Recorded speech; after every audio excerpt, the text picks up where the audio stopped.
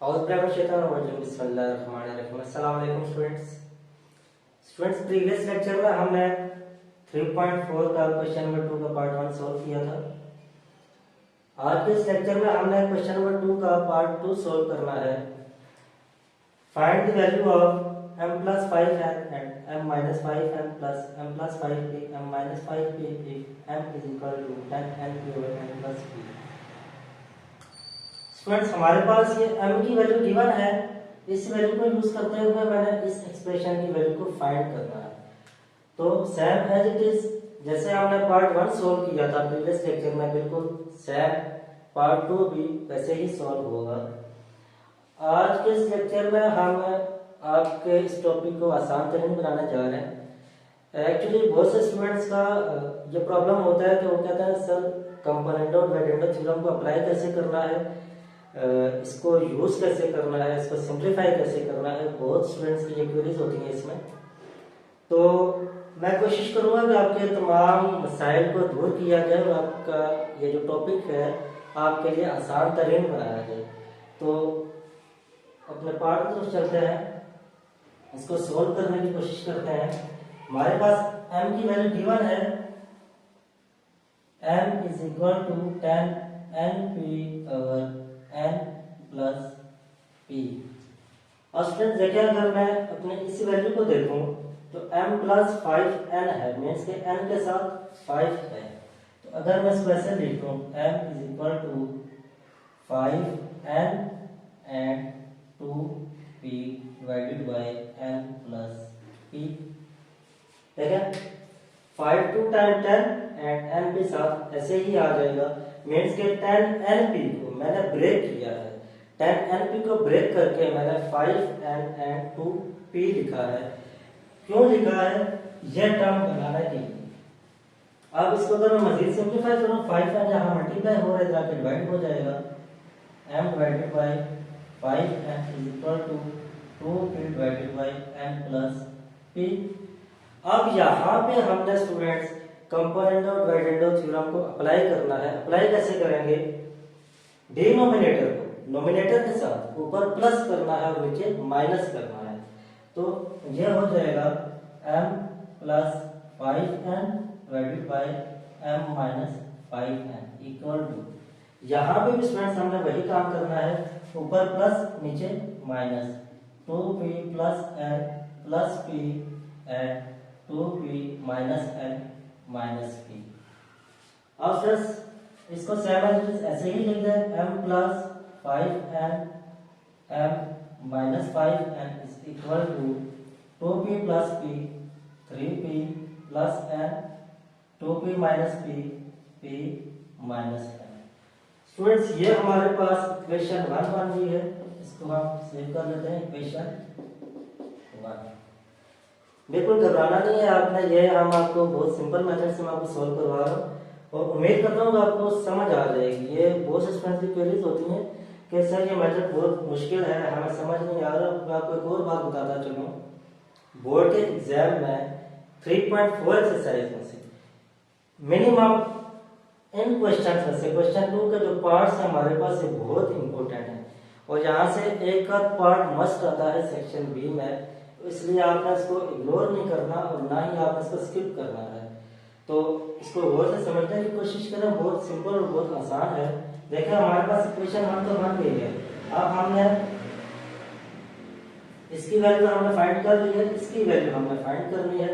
तो इसकी वैल्यू के लिए मैं दोबारा इसी इक्वेशन को ले लेता हूँ, m इज इक्वल टू, अब देखें यहाँ पे p के साथ 5 है, तो मैं अगर इसको ऐसे लिखूं 5p and 2n divided by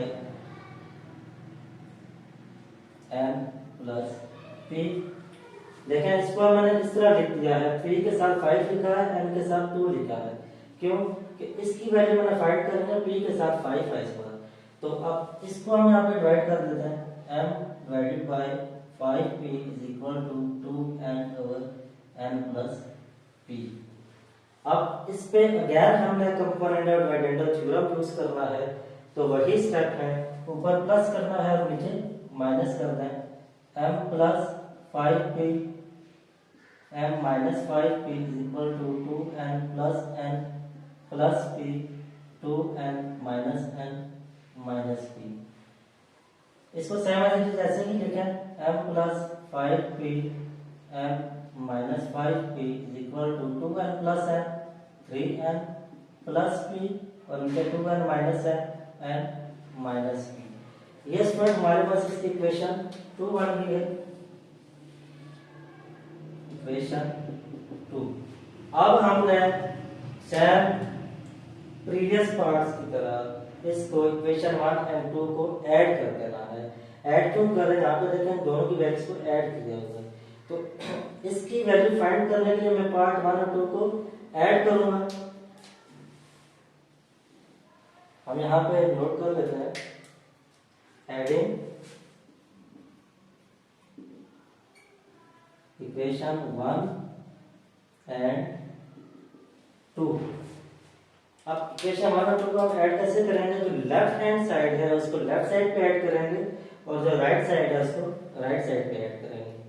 तो लेफ्ट साइड हमारे पास है m plus 5n over m minus 5n plus m plus 5p and m minus 5p, m plus 5p and m minus 5p is equal to, इसकी जो right side है हमारे पास 3p plus n,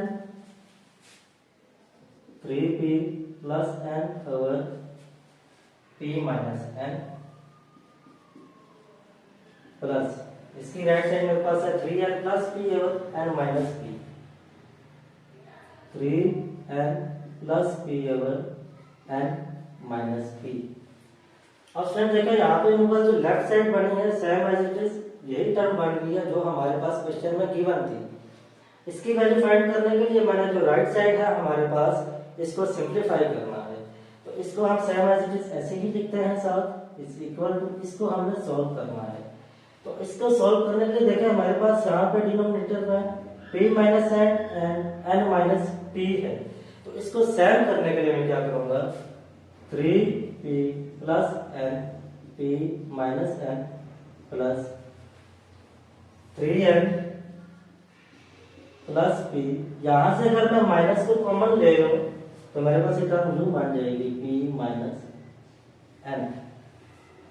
अब हम इसका LCM ले लेते हैं, टेकिंग एलसीएम से मेरे पास आएगा p minus n, p minus n LCM आएगा, यहाँ पे मेरे पास बच जाएगा 3p plus n plus minus minus 3n minus p। ये माइनस और ये प्लस मेरे पास माइनस हो जाएंगे, इसको मैं सिंप्लीफाई करें 3p minus p 2p plus n minus 3n minus 2n divided by p minus n। अब फ्रेंड्स यहां से 2 कॉमन आ रहा है, 2 कॉमन ले लें p minus n divided by p minus n, ये कैंसिल हो जाएगा तो 2 बच जाएगा। हमारे पास जो आंसर आएगा m plus 5n m minus 5n plus m plus 5p m minus 5p is equal to 2। ये स्टूडेंट्स हमारे पास गिवन आंसर है। उम्मीद करता हूँ कि तमाम स्टूडेंट्स को इस क्वेश्चन की समझ आ गई होगी।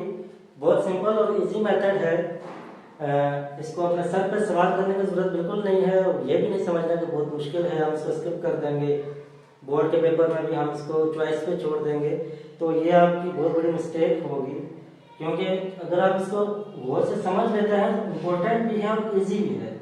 उम्मीद करता हूँ सबको समझ आई होगी। अगर फिर भी आपके माइंड में कोई क्वेश्चन जनरेट हो रहा है या आपको किसी चीज़ की समझ नहीं आई तो आप कमेंट सेक्शन में मुझसे ज़रूर पूछें, मैं आपको आपके हर क्वेश्चन का आंसर दूंगा। तो नेक्स्ट लेक्चर तक के लिए मुझे इजाज़त दीजिए। अल्लाह हाफिज़ स्टूडेंट्स।